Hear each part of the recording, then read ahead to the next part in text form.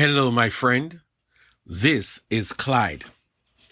What do you have to say?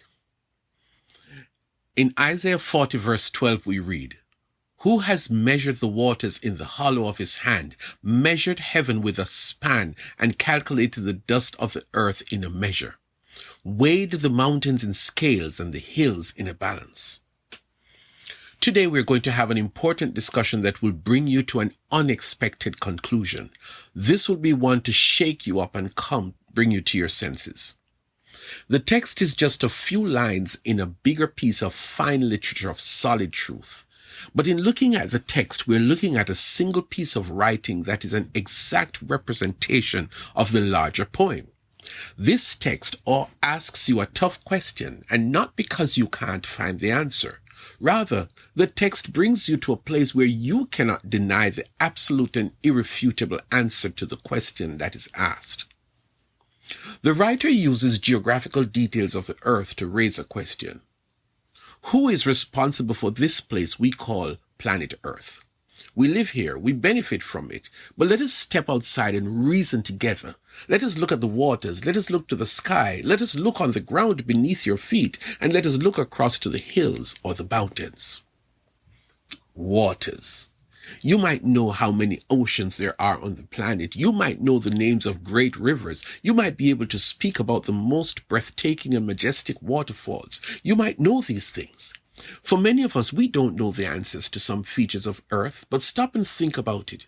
How much gallons of water is on the Earth? That is a very ridiculous question. Okay.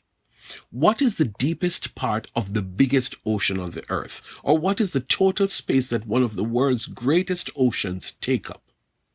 Who has measured the waters, all the waters, the oceans, the rivers, the lakes, the streams, the ponds? Is there someone who has the answer? The question before us is this: who has measured the waters in the hollow of his hand? One hand, not two. Simple. God. The God of whom we read in Genesis 1, who simply spoke and seas appeared, rivers started flowing, and there was water in all the right places. God made it all out of nothing, and he is so big that he is able to hold all the water in one hand. Think about that. Now let us look up. I don't carry around in my head the measurements that they tell us in science classes, but man has attempted to measure the distance from Earth to the various planets and other objects in the sky, but we have never been able to find the end of the skies. Is the sky like a flat surface with edges and corners, beginnings and ends? We don't know because we are not able to figure out these things. I visited a natural science museum last year, and after a while I had to stop reading. The distance between Earth and the farthest planets and all those things, they were just blowing my mind. But the writer of the text says something crazy. He suggests that there is someone, one person, who uses his hand to measure the sky. That is crazy. That is not possible. But my friend, it is, because God did not create something bigger than himself. I said created because the truth is right there at the front of the Bible. In the beginning, God created the heavens and the earth. He created all that we call skies out of nothing. Who has held the dust of the earth in a basket? What? Whatever the answer is, the writer sounds as if he is crazy because he dares to ask me to consider all the dirt, the soil, that tangible thing that we call the ground, and to tell him who collects all of this in a basket? Is there such a person?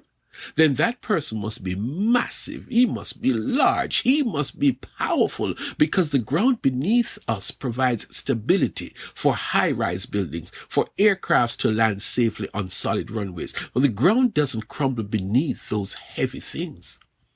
I have long since run out of imagination because it is unfathomable.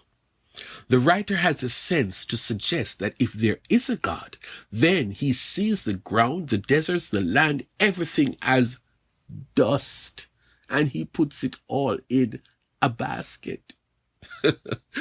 Finally, he asks the high-level question, no pun intended. He invites you to look at the mountains or the hills near you. Is there someone who weighs these parts of the earth? We depend on the stability of mountains.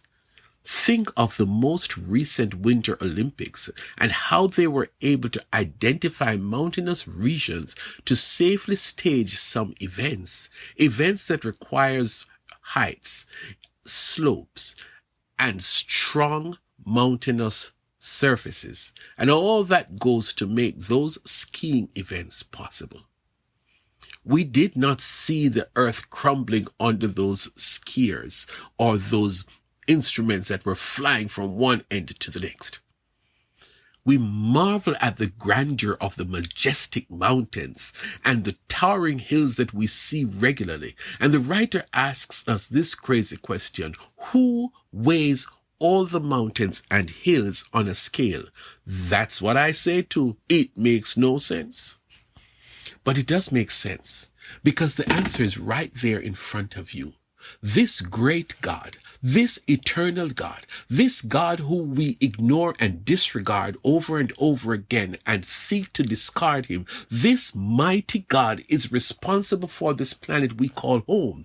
He is the one who made it all, and he sustains it. The skies have never come crashing down. We have never seen the oceans disappear because they have no water, and we have never seen mountains fall apart. That is because there is a God. There is a God who made it all. He made it for his good pleasure. And because we know that God exists, it is only right that we worship him. Yes, it makes sense for us to simply acknowledge that each of us is just a speck. And so we bow our hearts and say, God, I honor you today. You who made it all, I honor you.